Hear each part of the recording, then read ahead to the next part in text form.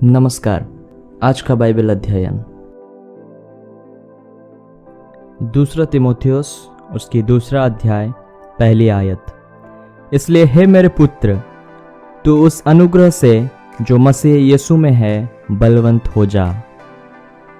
पौलुस ने तीमुथियुस को लिखे अपने दूसरे पत्र में उसे और अधिक वफादार होने के लिए प्रोत्साहित किया। पौलुस ने तीमुथियुस को अपने बेटे की तरह सलाह दी। तीमुथी को मंत्रालय के काम को दूसरों तक पहुंचाने की जिम्मेदारी दी गई थी और इसलिए उनके विश्वास को प्रभु यीशु मसीह की कृपा में और मजबूत होने की आवश्यकता थी। पौलुस ने सुसमाचार का प्रचार करने में एक सैनिक, एक खिलाड़ी और एक किसान के जीवन को लेके किया। यह सभी कड़ी मेहनत और अनुशासन के जीवन पर जोर देते हैं। पहली आयत कहता है, मसीह यीशु में जो अनुग्रह है उसमें दृढ़ रहो।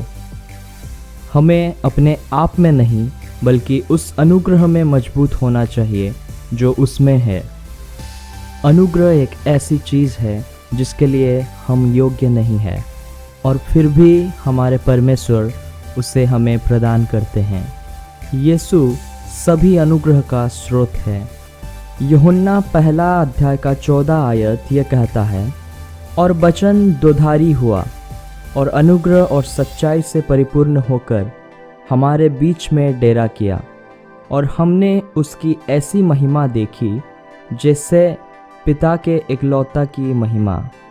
मसीह की खातिर कष्ट सहने के लिए हमारा विश्वास प्रभु यीशु पे स्थापित होना चाहिए। यह प्रभु यीशु मसीह के माध्यम से हमारा उद्धार सुरक्षित है। फिलिपियों उसका 4 अध्याय का 13वीं आयत में यह लिखा है कि जो मुझे सामर्थ्य देता है उसमें मैं सब कुछ कर सकता हूँ। तीमुथियुस की तरह हमें प्रभु यीशु मसीह में मिली अनुग्रह में और अधिक मजबूत होने के लिए कहा जाता है। मसीह के साक्षी होने से हम कई लोगों के लिए सुसमाचार का प्रचार करने में सक्षम है। अगर यह मुश्किल लगता है तो आइए हम मसीह में साहसी और मजबूत बने। यह उनकी परम कृपा के कारण है कि हम आज जीवित हैं और इसलिए आइए हम अपने जीवन में किसी भी बाधा को दूर करने के लिए उसकी अनुग्रह पर भरोसा रखें। आमीन।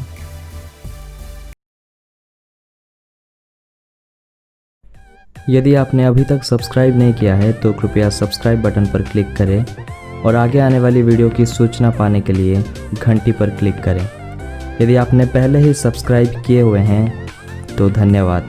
कृपया अपने दोस्तों और रिश्तेदारों के साथ इस वीडियो को शेयर करें। इस बाइबल अध्ययन पर अपने विचार और सवाल कमेंट बॉक्स में टाइप करके हमें भेजें। धन्यवाद।